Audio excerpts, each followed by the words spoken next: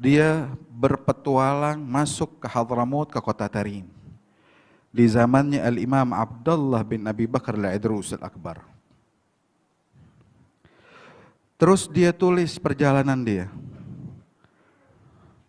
Kalimat yang indah dari satu buku tersebut, ada satu kalimat. Orang ini tulis, kata ini orang, itu orang-orang di Tarim, lebih mirip dengan malaikat dibanding mirip dengan orang. Para salaf bilang, menjawab omongan tersebut. Harusnya, ini omongan cakep, baik. Harusnya dia tulis bukan kayak begitu. Harusnya dia tulis orang-orang di kota Tarim lebih mulia daripada malaikatnya Allah Subhanahu wa ta'ala.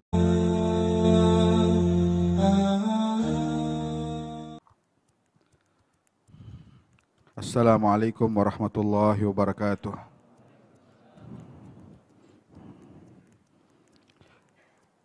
Masih kita mendengarkan dari Al-Imam Abdullah bin Ali Muhammad Al-Haddad, pembahasan yang penting dalam hidup ini,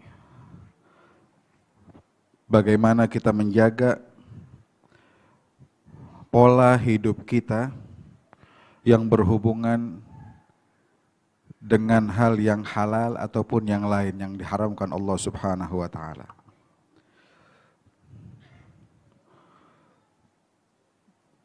Hal yang semacam ini amat penting sehingga menjadi di antara tonggak Thariqah Alawiyah yang disusun, ya, dicanangkan oleh Sayyidil Faqih Al-Muqaddam Muhammad bin Ali. Di antara 5 tonggak tersebut al-ilm wal amal wal khauf wal wara' wal ikhlas. Benar-benar menjaga,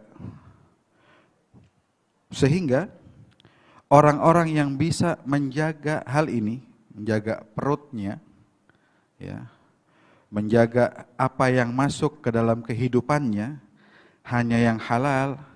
Tadi Nabi bilang, pasti dia bakal berbuat yang baik.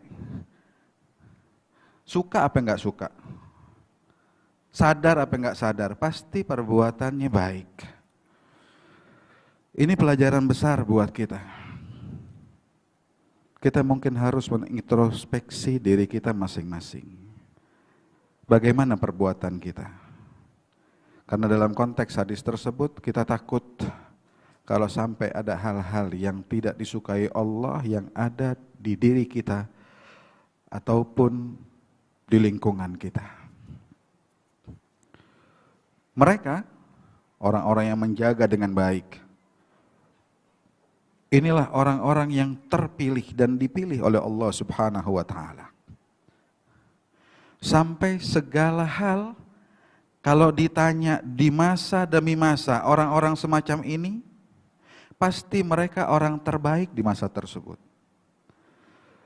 Saya teringat ada perjalanan satu orang Maghribi. Dia berpetualang masuk ke Hadramut, ke kota Tarim.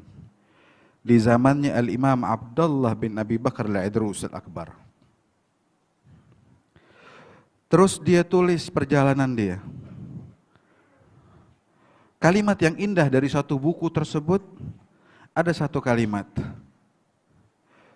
Orang ini tulis, kata ini orang, itu orang-orang di Tarim, lebih mirip dengan malaikat dibanding mirip dengan orang. Para salaf bilang, menjawab omongan tersebut. Harusnya, ini omongan cakep, baik. Harusnya dia tulis bukan kayak begitu. Harusnya dia tulis orang-orang di kota Tarim lebih mulia daripada malaikatnya Allah Subhanahu wa ta'ala. Kenapa? Malaikat nggak punya nafsu. Malaikat ngerjain tepat apa yang diminta oleh Allah Subhanahu wa ta'ala. Tapi ini manusia. Ketika mereka bisa menjaga kehidupannya, menjaga hal yang halal saja yang masuk ke dalam kehidupan dia, keberhasilan prima yang mereka dapatkan, bahkan mereka pun ya lebih dari malaikatnya Allah Subhanahu wa ta'ala. Dengan orang-orang yang demikianlah, kota tersebut akhirnya menjadi kota yang diidam-idamkan siapapun.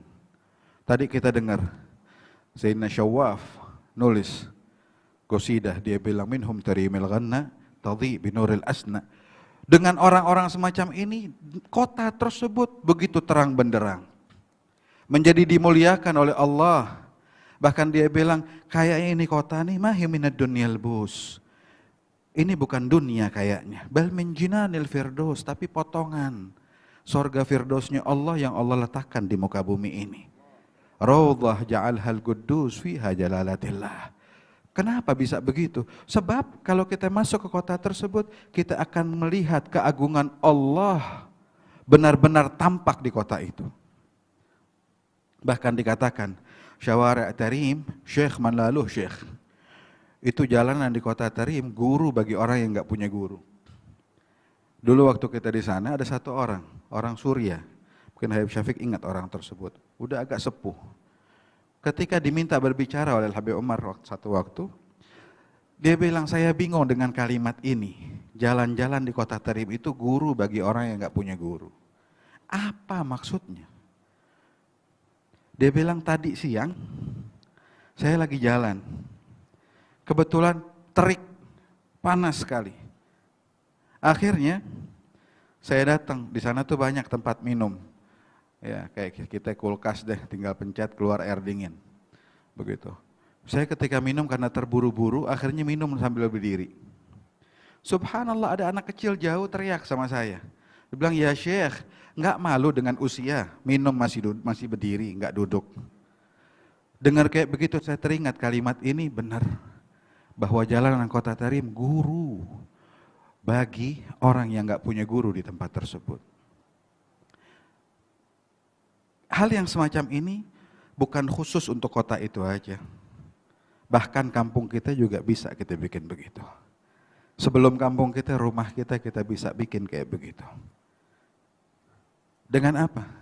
Dengan kita mulai memperbaiki diri kita. Nggak usah kita lihat orang.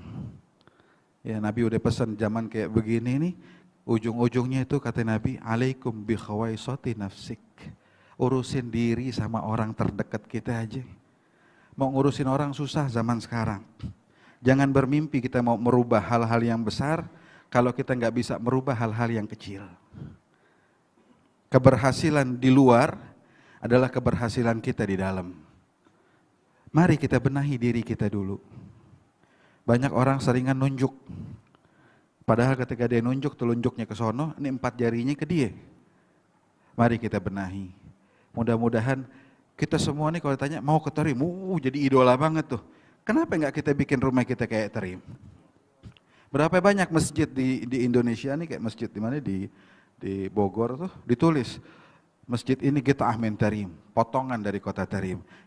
Coba dong bikin rumah kita biar jadi potongan dari kota Tarim tersebut.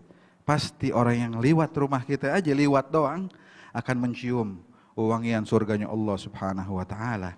Akan ingat pada Allah Subhanahu wa Ta'ala. Mudah-mudahan berkat majelis yang kita hadiri ini, setiap saat kita menjadi lebih baik lagi, sehingga kita pantas untuk mendapatkan senyumannya Rasulullah sallallahu alaihi wasallam. Amin ya rabbal alamin. Wassallallahu ala sayyidina Muhammadin wa ala alihi wasallam. Alhamdulillah rabbil alamin.